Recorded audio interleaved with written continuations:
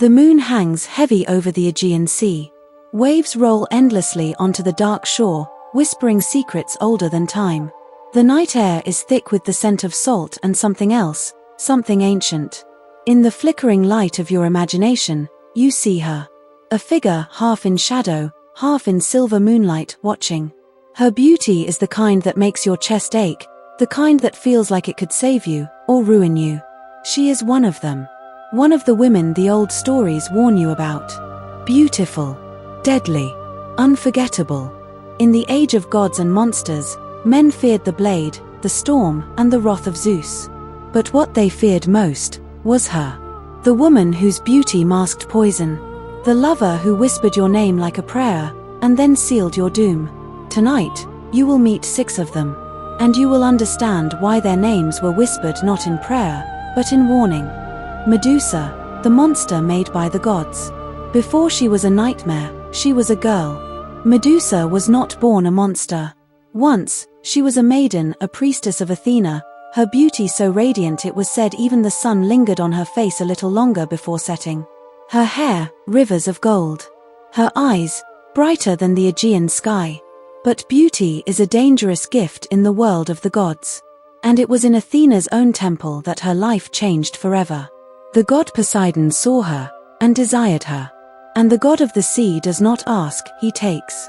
In a moment that should have brought her justice, Athena, goddess of wisdom, instead brought her wrath not upon Poseidon, but upon Medusa. With divine cruelty, she transformed the girl into a creature of nightmare. Her golden hair twisted into living serpents. Her skin took on the pallor of the grave. And her eyes, those beautiful, once bright eyes, now held a power no mortal could meet and live. One glance, and you were stone. Frozen forever in the shape of your final fear. Medusa fled to the ends of the earth. But there is no corner so remote the whispers of the gods cannot find you. Heroes came for her, seeking glory, riches, and the favor of kings. It was Perseus who succeeded. Armed with a mirrored shield so he would not have to look upon her directly, he crept upon her as she slept. One stroke of his blade, and the nightmare ended. Or did it? For when her blood touched the earth, from it sprang winged Pegasus, the white horse of legend. Even in death, Medusa gave life to wonders. Was she truly the villain? Or a victim of the gods' cruel games? They will tell you she was a monster. But perhaps the real monsters were never her at all. Circe, the enchantress of Aiaia. Far across the wine-dark sea lies an island few dare to approach. Aiaia. It is said the air there is sweet with the perfume of flowers that bloom nowhere else on earth, and heavy with enchantment. Those who arrive do not leave unchanged. At the heart of that island waits Circe. She is no ordinary sorceress. Born of Helios, the sun god, and a sea nymph, she carries the radiance of the heavens and the shifting mystery of the ocean. Her hair falls in golden waves, her eyes shimmer like molten amber, beautiful, yes, but her beauty is the least of her powers.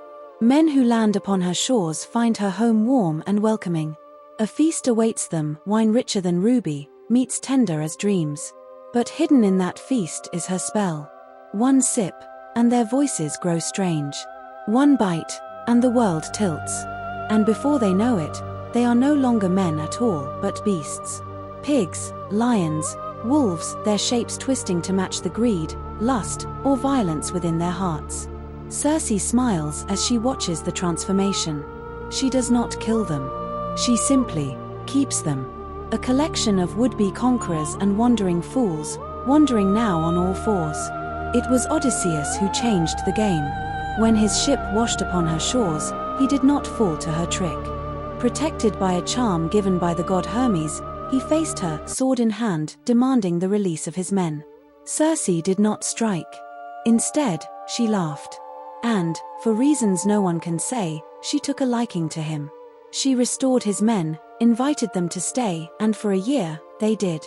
Days of feasting, nights of pleasure, and the constant sense that none of it was quite real. In the end, Odysseus left her island, but not unchanged. For Circe, too, had learned something. Not all men are so easily caged. Some say she was cruel, a temptress who trapped men for sport. Others say she was a woman who took power in a world where men took everything else. Perhaps both are true. But even now, sailors whisper of Aa, where the air smells of flowers and spells, and the most dangerous creature of all is a woman waiting with a smile. Eris, the goddess who started a war. Some women are feared for their power, others for their beauty. But Eris, she was feared for something far simpler and far deadlier. Her gift was chaos. Eris was the goddess of strife, sister to Ars, god of war. Wherever she went, peace withered. In her presence, friends became rivals, lovers turned bitter, and kingdoms crumbled. She was not invited to weddings or feasts, for she never arrived without leaving ruin in her wake. And so it was on the day of the grand wedding of Peleus and Thetis. The gods gathered, the air alive with music and laughter. But Eris was not welcome. Her absence, they thought, would keep the peace. They were wrong. She appeared anyway, a shadow at the edge of the celebration. In her hand was a golden apple, gleaming like captured sunlight. On it, a single word, to the fairest. She rolled it into the crowd. And in that moment, she disappeared.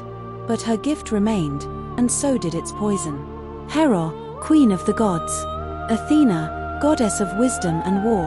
Aphrodite, goddess of love and beauty. Each claimed the apple for herself. Each demanded to be named the fairest. Zeus, unwilling to choose, passed the decision to a mortal, Paris, prince of Troy. And so began the judgment of Paris. A contest not of beauty, but of temptation. Hera promised him power. Athena promised him victory in war. But Aphrodite promised him love, the love of the most beautiful woman in the world, Helen of Sparta. Paris chose Aphrodite. And in doing so, set the world on fire. Helen was taken from Sparta to Troy. The Greeks sailed to take her back. And the Trojan War, 10 years of blood, fire, and ruin, began. All because Eris rolled a single apple into a wedding. Some say she was petty. Others say she was merely honest, revealing the vanity and ambition already in the hearts of gods and men. But one truth remains. Never invite Eris, unless you are ready to watch the world burn. Medea, the woman who loved too deeply. In the ancient city of Colchis, far beyond the known world, there lived a princess unlike any other. Her name was Medea, daughter of King Eets, granddaughter of Aelios the sun god, and priestess of the goddess Hecate. She was beautiful, but it was not her beauty that made her feared. It was her knowledge of magic, deep, dangerous, and forbidden. And then came Jason, the hero seeking the golden fleece. When Medea first saw him, the world seemed to narrow to a single point. Perhaps it was fate, or perhaps the gods were already weaving their cruel threads. She fell in love, completely, dangerously, irrevocably. She betrayed her father for him. She used her sorcery to help him tame fire-breathing bulls, to defeat warriors sprung from the earth, and finally to seize the golden fleece itself. She left her home, her family, her throne, all for Jason. And for a time, they were happy. They married. They had children. They built a life together. But happiness, in Greek myth, is a fragile thing. In Corinth, Jason's ambition grew. He sought to marry another, the young princess Glauce, to gain power and status. To him, Medea was no longer a partner, but an obstacle. Betrayal is a quiet knife. And for Medea, it cut deeper than any blade. In her rage and heartbreak, she turned once more to the dark magic that had always been her ally. She sent Glauce a gift, a gown and a crown, beautiful beyond measure. But as soon as the princess put them on, they burst into flames, consuming her in agony. The fire spread to her father, King Creon, as he tried to save her. And then came Medea's final act. In one of the most shocking moments in all of Greek mythology, she took the lives of her own children. Some say it was to hurt Jason as deeply as he had hurt her. Others say she could not bear to leave them in the hands of her enemies. When it was done, she stood before Jason one last time. No tears. No apology. Only the quiet triumph of a woman who had nothing left to lose. Then, in a chariot drawn by dragons, a gift from her grandfather, the sun god Medea vanished into the sky. She was never punished. She was never caught. She simply disappeared. To this day, she remains one of the most controversial figures in mythology. Was she a monster? Or a woman destroyed by love, who struck back the only way she knew how? Scylla, the monster of the strait. In the deep waters where two great seas meet, sailors whisper of a narrow, treacherous passage. On one side, the whirlpool of Charybdis, a hunger of the sea that swallows entire ships. On the other, Scylla. They say she was once a maiden, a beauty who strolled along the shores, her laughter mingling with the sound of the waves. But beauty, as always, is dangerous in the realm of gods. Glaucus, a sea god, saw her and loved her. But Scylla wanted nothing to do with him. Desperate, Glaucus sought the help of Circe, the same sorceress whose charms had entrapped so many men. Circe loved Glaucus herself, and when she saw his heart belong to another, her love turned to venom. She brewed a poison and poured it into the waters where Scylla bathed. The next time the maiden stepped into the sea, she screamed. From her waist downward, her body split and twisted. Where once were legs, now writhed 6 great serpentine necks, each ending in a snapping, razor-toothed head. Her waist bristled with the gaping maws of monstrous dogs. She had become a horror of the deep. Scylla fled to the narrow strait, hiding in the cliffs. From there, she attacked any ship foolish enough to sail too close. Her heads would dart down like striking snakes, plucking sailors from the decks and devouring them whole. For sailors, there was no true choice. To sail too close to Charybdis was to risk being swallowed by the sea itself. To sail too close to Scylla was to watch your friends vanish into her gaping maws. To pass through was to sacrifice some to save the rest. Even Odysseus, cunning as he was, could not escape her without loss. 6 of his best men vanished in the blink of an eye, their screams echoing long after they were gone. And so Scylla waits still, hidden in her cliffside lair. Once a maiden, now a legend of terror. Perhaps the sea remembers her beauty. But the sailors? They remember only her teeth. Hecate, the dark mother of witchcraft.